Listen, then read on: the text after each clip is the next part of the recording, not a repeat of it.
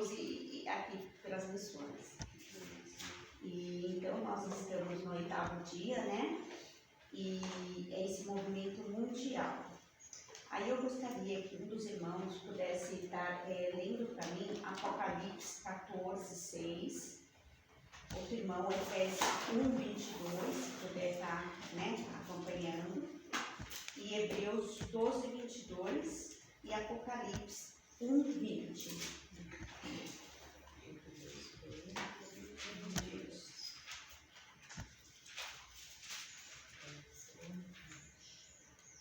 Alguém achou Apocalipse 14:6? Podendo ler. E vi outro anjo voar pelo meio do céu, e tinha o evangelho eterno para proclamar aos que habitam sobre a terra, e a toda nação, e tribo, e língua, e povo. Amém. Amém. Efésios, alguém conseguiu achar? 1:22. E sujeitou todas as coisas debaixo dos pés de Cristo, para ser o cabeça sobre todas as coisas. O deu à igreja, a qual é o seu corpo, a plenitude daquele que a tudo enche em todas as coisas. Sim. Amém. Hebreus 12:22.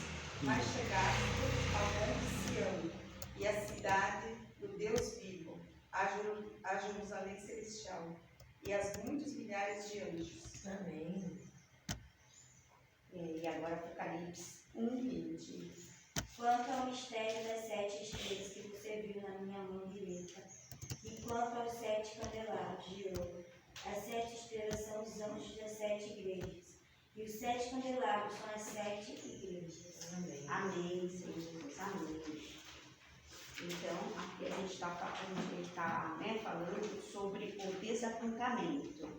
O que foi o desapontamento, né? Passou-se o tempo de expectativa e Cristo não apareceu para a libertação do seu povo. Os que com fé e amor sinceros haviam esperado o Salvador experimentaram um amargo desapontamento. Entretanto, os propósitos de Deus estavam se cumprindo. Ele estava provando o coração dos que professavam estar à espera de seu aparecimento. E entre eles havia muitos que não tinham sido constrangidos por motivo mais elevado do que ao medo. A profissão de fé não lhes transformara o coração, nem a vida, não se realizando o acontecimento esperado naquele momento. E essas pessoas declararam que não estavam decepcionadas, nunca tinham crido que Cristo viria. Foram os primeiros a ridicularizar, né, a tristeza dos verdadeiros crentes, que ali creiam, né, que seria a volta de Cristo. Então, no entanto, Jesus e todos os seres celestiais olhavam com amor e compaixão para os crentes que haviam sido provados, mas permaneciam leais, apesar de decepcionados. Se o véu que separa o mundo visível do invisível pudesse se abrir, anjos teriam sido vistos aproximando-se daqueles fiéis e protegendo-os dos fardos, né, das flechas de Satanás. E agora a gente vai falar sobre o cumprimento da profecia. A profecia da primeira mensagem angélica, apresentada em Apocalipse 14, teve seu cumprimento no movimento do advento de 1840 a 1844, tanto na Europa, né, como na América do Norte. Homens de fé e oração ficaram profundamente comovidos quando foi chamado sua atenção para as profecias. Examinaram o registro inspirado, viram evidências convincentes de que o fim de todas as coisas estava próximo. E o Espírito de Deus insistiu com seus servos para darem advertência por todas as partes. Disseminou-se a mensagem do Evangelho eterno. Temei a Deus e dai glória, pois a hora do seu juízo, no Apocalipse 14:7. Então agora nós vamos sobre firmes na aprovação. O mundo estivera a olhar, na expectativa que o seu tempo passasse e Cristo não aparecesse. Todo o sistema do adventismo seria abandonado, mas enquanto muitos, sob fortes tentações, deixaram a fé. Houve alguns que permaneceram firmes, não conseguiram identificar erro algum em sua contagem dos períodos proféticos.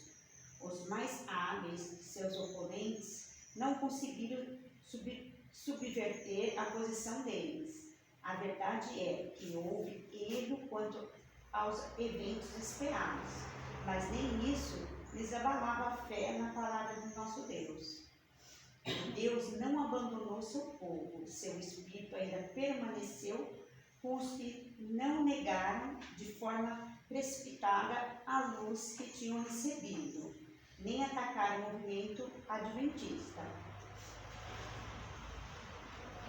Alguém poderia estar comentando, né, sobre o que aprendeu, né, sobre o apoio das escrituras? A gente está dividindo alguma coisa assim sobre o apoio das escrituras. Como você, bem começou falando ali do desapontamento, se a gente parar para analisar, os fiéis em Cristo naquela época, eles fizeram os cálculos tudo certinho, né? E o fim das 2.300 tardes e manhãs realmente foi em outubro de 1844. Só que a única coisa que eles erraram foi o evento.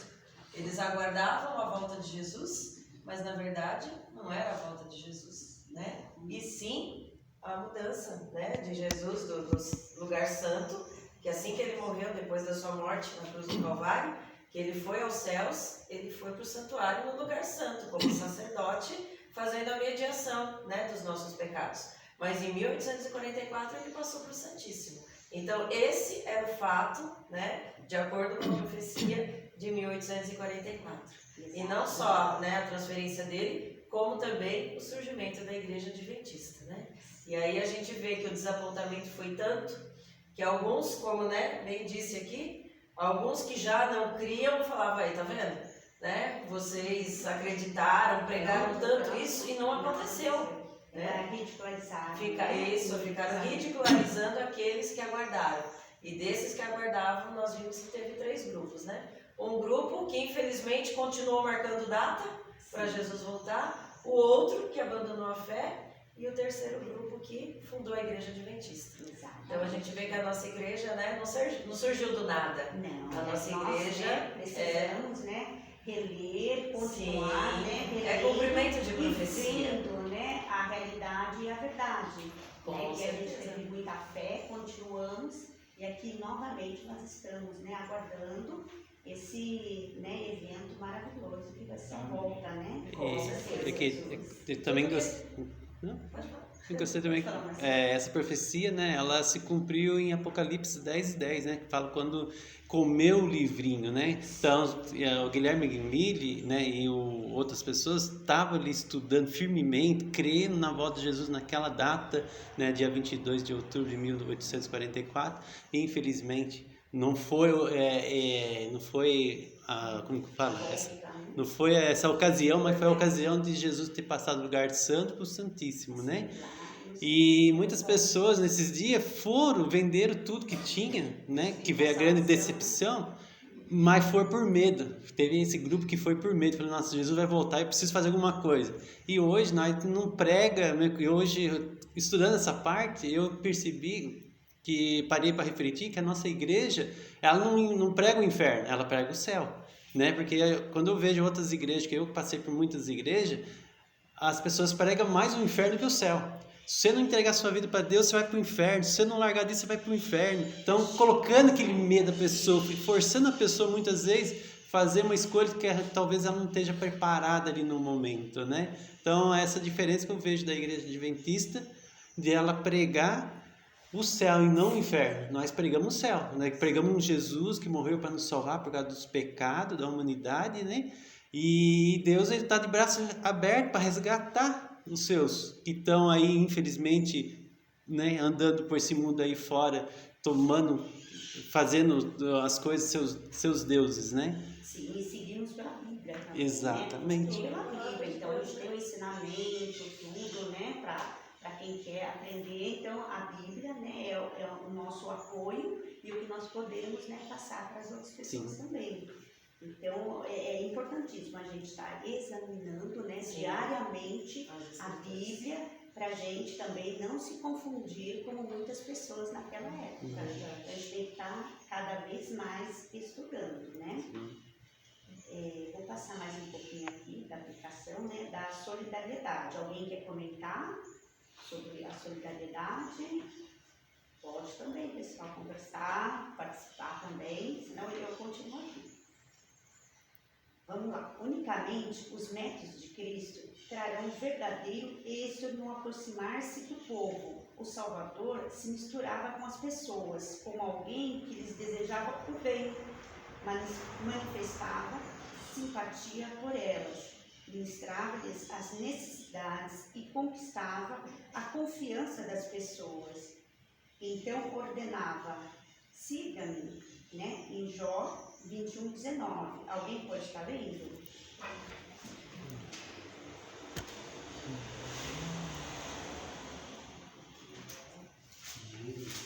21:19. Deus guarda a sua violência para os filhos deles, e aos ímpios dá o pago para que o conheçam. Amém. Mas não necessitamos ir a Nazaré, a Cafarnaum ou a Betânia para andar nos passos de Jesus.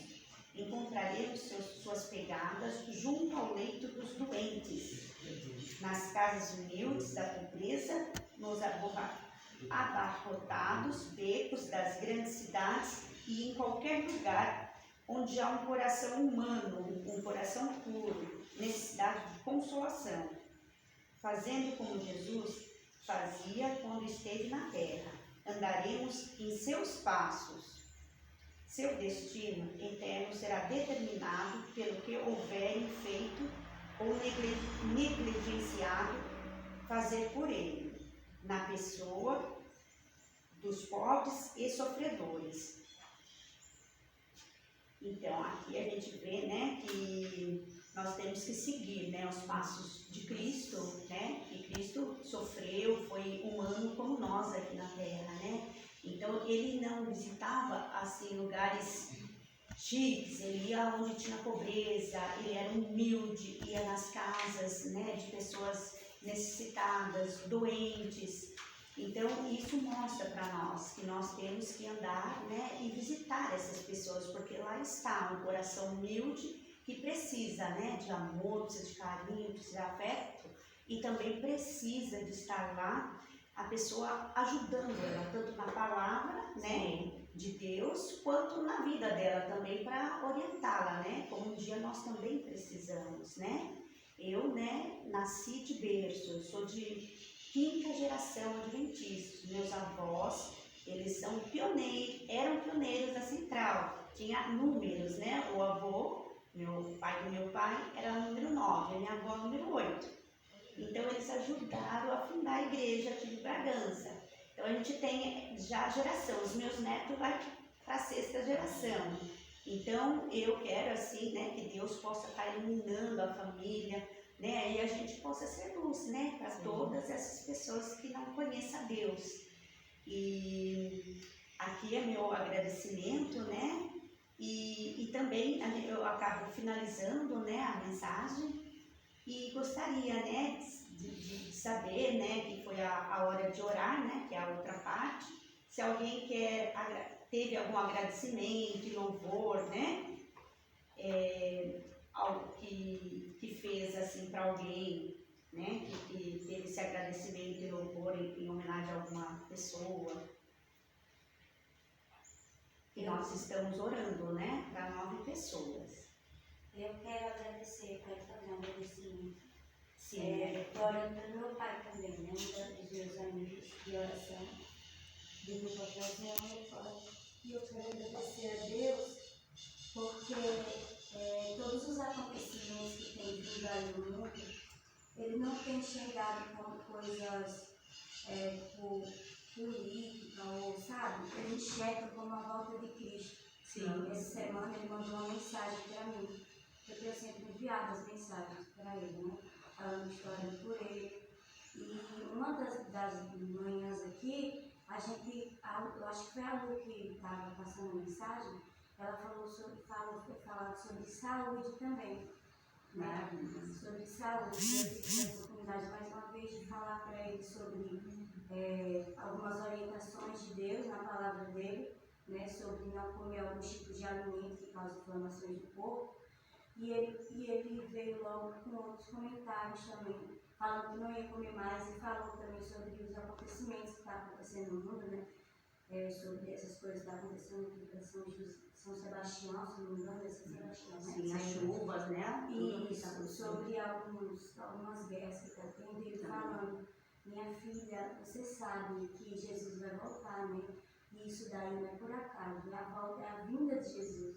E isso me alegra muito, né? Porque tem gente que acha que vê isso como algo, tipo, isso está acontecendo porque dá sempre Que é o homem, né? Que acaba dá sempre destruindo.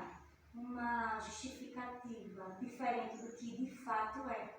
E ele não, ele reconhece esses acontecimentos como profecias. Ele é adventista? Ele não é adventista. Não é. Ele não é evangélico, mas ele conhece. A verdade. Eu também estou sempre pregando para os meus pais, para toda a minha família. Sim, E eu agradeço a Deus por isso. Por ele reconhecer os sinais da volta de Cristo. E eu tive a oportunidade de falar sobre para que ele possa se entregar, para que ele possa tomar a decisão lá depois. Exatamente. Amém.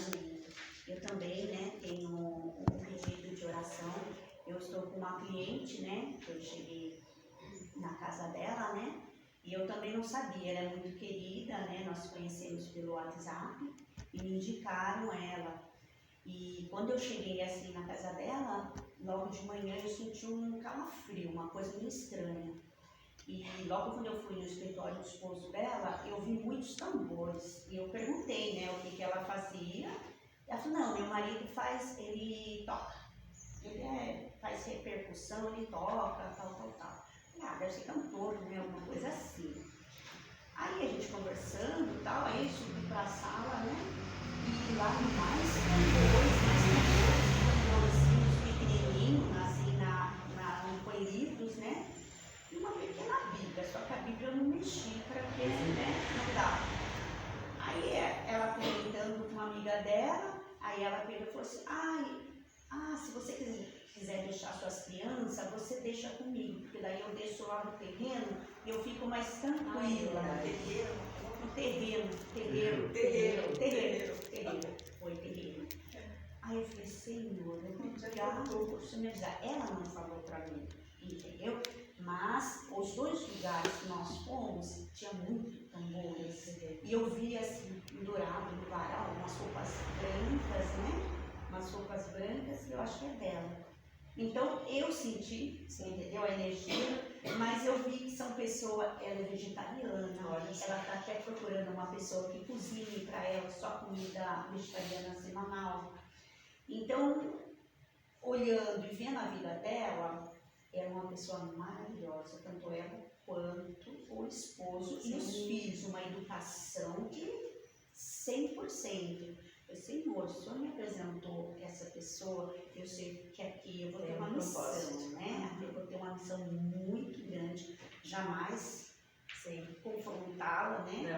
Porque não é o nosso trabalho, mas sim fazer alguma coisa, eu vou ter que plantar. Com certeza. Alguma coisa, porque pelo menos a carne, né, vermelha eu não como, e nem ela de porco. Isso. Então não vamos ter esse problema.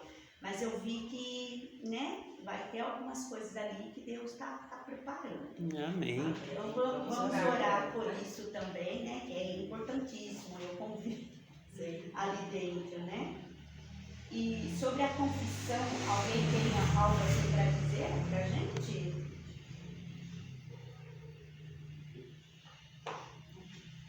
Alguma confissão, algo assim? Eu queria só relatar, né, quando eu mandei mensagem para as pessoas que estavam orando por elas ficaram muito surpresas, agradeceram, né, por lembrar delas nas orações. Amém. E algumas delas falou que gostaria, que tinha pedido de oração para fazer especificamente por familiares próximos, tipo mãe, ou até mesmo pela família que estava enferma. Sim. Então, esse foi um dos relatos que eu recebi. É o meio, né, da gente poder orar e a pessoa confiar na gente, Sim. né? Então Deus vai preparando, né, as pessoas, porque eu acho que todo mundo tem um pedido e um agradecimento, Sim. né? Então é orar e no sábado, né, aguardar quem a gente Sim. vai, né, esperar ali, né? De 9 vindo 1 já Tá ótimo. a gente já fica feliz, né? E aqui então eu encerro, né? Agradeço vocês todos que estão, né? Para mim foi uma experiência, né, nova, e continue orando assim pela minha vida, né? Pelos meus familiares e por todos vocês, né? Para a gente poder crescer todo mundo, né? E falar de Deus para cada um que seja próximo de nós. Amém. Amém.